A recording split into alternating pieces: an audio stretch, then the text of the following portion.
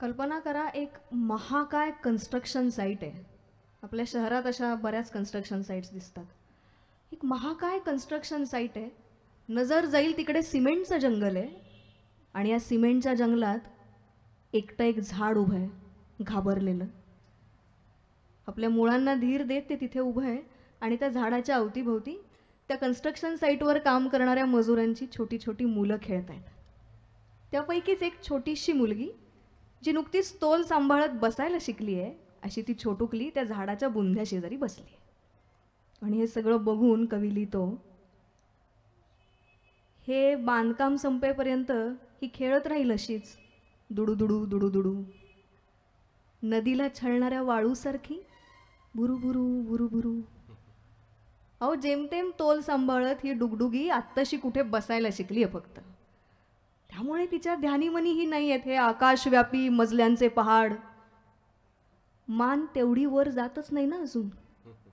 ती आपली छोटीशी गोजीरवाणी, जणू भित्री खार. हां, तिचा संबंध आहे त्या एकुलत्या एक झाडाशी. त्या झाडालाही तात्पुरता हेतू बहरण्यासाठी. कोणता हेतू? तर कामकरी स्त्रियांच्या मुलामुलींचे झोपाळे राखत बसणे. नाहीतर एरवी ते झाड भयानी मळलेलं असतं किती. आपली मुळं तर पोचणार नाहीत ना इमारतीच्या पायापर्यंत. किंवा किंवा आपल्या जागी सोसायटीने मंदिर उभारायचं ठरवलं तर. किंवा हा आपलं अतिक्रमण होतंय का यांच्या ॲस्थेटिक नजरेत. किंवा तेवढ्यात त्या डुगडुगीचा हात पडतो त्याच्या बुंध्यावर.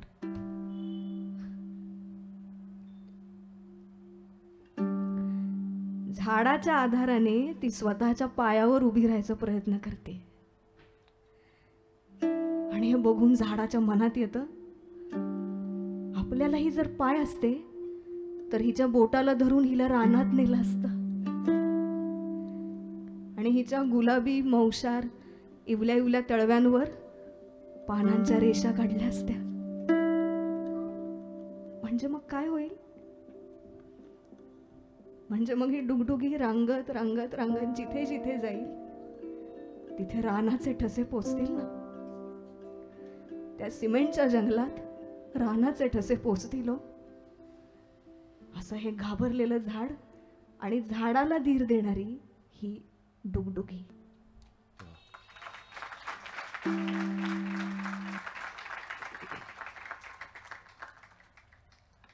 आपण सगळ्यांनी खूप मोठ्या बुंध्यांची झाडं पाहिली असतील. महावृक्ष म्हणू शकतो आपण. ही कविता त्या एका महावृक्षाची आहे. आकाशाच्या निळ्या अपारावर हिरवाईची प्रचंड वसाहत वसवणारा पुरातन महावृक्ष. कसा आहे हा महावृक्ष? तर धरतीतून उमललेल्या नमस्कारासारखा, आकाशातून उतरणाऱ्या आशीर्वादासारखा, मेणासारखा मऊ आणि वज्रासारखा कठोर महावृक्ष. जमिनीवर जगणाऱ्यांना छाया देणारा, आकाशातल्या रहिवाशांना माया देणारा, ग्रीष्मांचे विक्राळ दाह आपल्या खांद्यांवर झेलणारा आणि वर्षेचे विजाळ तांडव आपल्या फांद्यांवर पेलणारा महावृक्ष, बलाढ्य, सार्वभौम.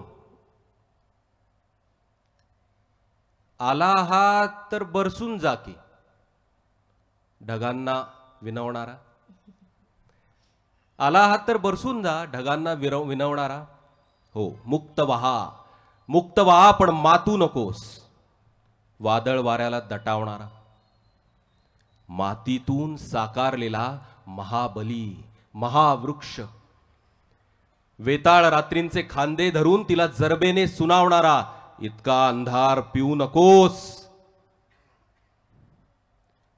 आणि पायथ्यापासच्या तृणांकुराला वत्सल स्वराने धीर देणारा, बाळा वरती यायला भिवू नकोस. असा हा निसर्ग नायक, असा हा निसर्ग नायक, परिसराचा तारणहार, पृथ्वीचा पुत्र, नक्षत्रांचा सांगाती,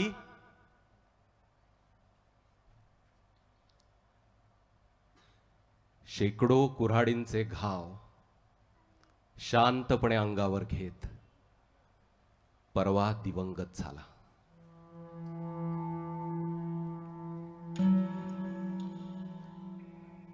आभाळभर कडकडत तो जेव्हा या जमिनीवर कोसळला ना, तेव्हा हजारो पाखरांचे पोरके भयग्रस्त थवे दिगंतात सैरभैर उधळले. क्षितिजावर तरंगणारे ते ढगही गहिवरले आणि त्याचा निष्प्राण देह आपल्या छातीशी कवटाळणाऱ्या या धरणीचे तर सारे चैतन्यच मावळले.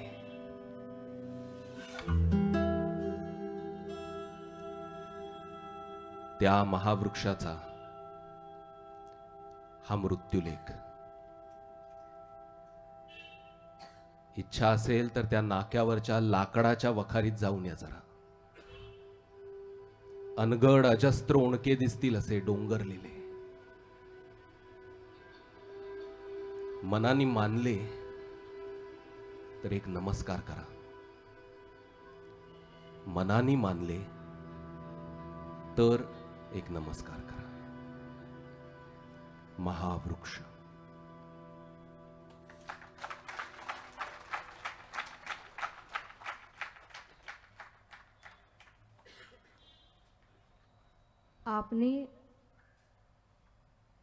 आपने एक अभियान के तहत एक वृक्ष लगाया.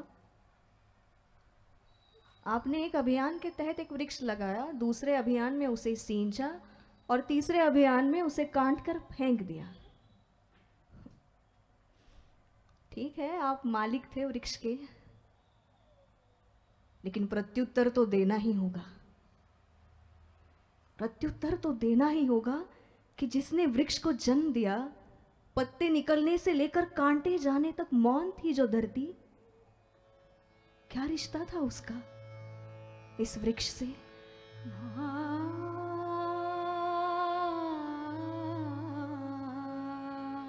इस सृष्टि को जिंदा रखने वाली, सुकून देने वाली हवा जब शाम को थक कर घर आती थी इस वृक्ष के पास, क्या रिश्ता था उस हवा का इस वृक्ष से? हजारों लाखों तितलियां, परिंदे, चिड़िया जिनके घर बसे थे इस वृक्ष पर, क्या रिश्ता था इन सब का इस वृक्ष से? आपने किस अधिकार से इन सब के घर उजाड़ दिए? किस अधिकार से?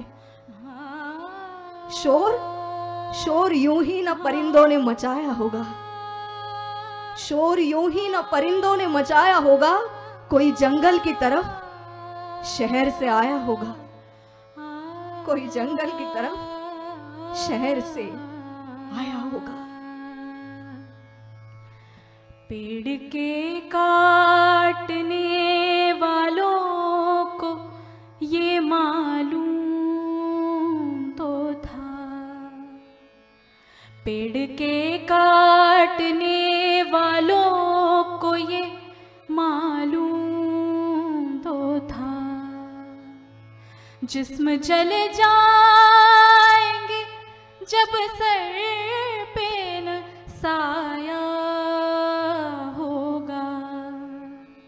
जिस्म जल जाएंगे जब सर पे न साया होगा. बिजली के तार पे बैठा हुआ हंसता पंछी सोचता है कि वो जंगल तो पराया होगा. अपने जंगल से जो घबरा के उड़े थे प्यासे, अपने जंगल से जो घबरा के उड़े थे प्यासे, हर शराब उनको समंदर नजर आया होगा. शोर यूं